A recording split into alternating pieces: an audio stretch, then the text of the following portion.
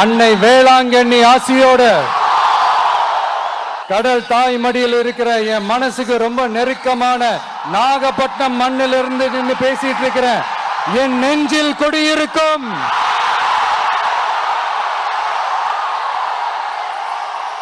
உங்கள் அனைவருக்கும் என்னைக்குமே ஒரு மீனவ நண்பனா இருக்கிற இந்த விஜயோட அன்பு வணக்கங்கள். இந்த கப்பல் இருந்து வந்து இறங்குற இந்த பொருட்களை எல்லாம் விற்கிறதுக்காக அந்த காலத்துல அந்தி கடையெல்லாம் நாகப்பட்டினத்தில் இருக்கும்னு கேள்விப்பட்டிருக்கிறேன். மீன் பிடிக்கிற தொழில், மற்ற தொழில்கள், இந்த விவசாயம், எந்த பக்கம் திரும்பினாலும் எப்படி பார்த்தாலும் உழைக்கிற மக்கள் இருக்கிற ஊர் தான் நம்ம நாகப்பட்டினம் ஊர்.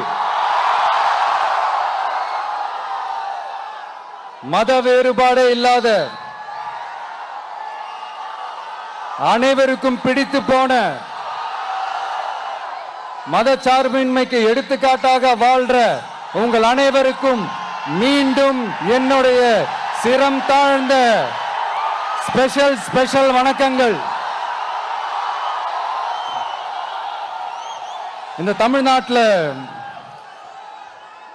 இந்த மீன் ஏற்றுமதியில 2வது இடத்துல இருக்கிறது நம்ம நாகப்பட்டினம் ஹார்பர் தான். ஆனா அங்க இந்த நவீன வசதிகளோட இந்த மீன் பதப்படுத்துற இந்த மாடர்ன் தொழிற்சாலைகள்லாம் இல்லை. அது மட்டும் இல்ல, இந்த அடிப்படை வசதிகள் கொண்ட இந்த வீடுகள்லாம் இல்லாம ரொம்ப அதிகமா இந்த குடிசை பகுதிகள் இருக்கிற ஊரும் நம்ம நாகப்பட்டினம் ஊரு தான். இந்த முன்னேற்றத்திற்கெல்லாம் எங்கள் ஆட்சி தான் சாட்சி. அப்படி இப்படின்ட்டு இந்த அடுக்குமொழியில பேசி பேசி அது நம்ம கேட்டு கேட்டு காதுல இருந்து ரத்தம் வந்ததான் மிச்சம். இவங்க ஆண்டது பத்தாதா? இப்படி தவிக்கிறாங்களே நம்ம மக்கள், அது பத்தாதா?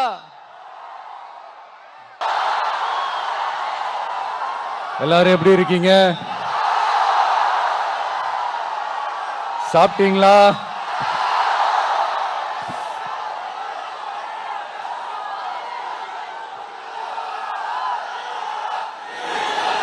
அண்ணா அவர்களுக்கு ஒரு வணக்கம், பெரியார் அவர்களுக்கு ஒரு வணக்கம். அன்னை வேளாங்கண்ணி ஆசியோடு கடல் தாய் மடியில் இருக்கிற என் மனசுக்கு ரொம்ப நெருக்கமான நாகப்பட்டினம் மண்ணில் இருந்து நின்று பேசிட்டு இருக்கிறேன். என் நெஞ்சில் குடியிருக்கும்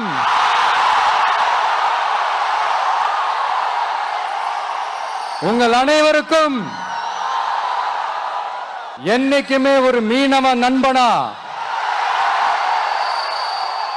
இருக்கிற இந்த விஜயோட அன்பு வணக்கங்கள்.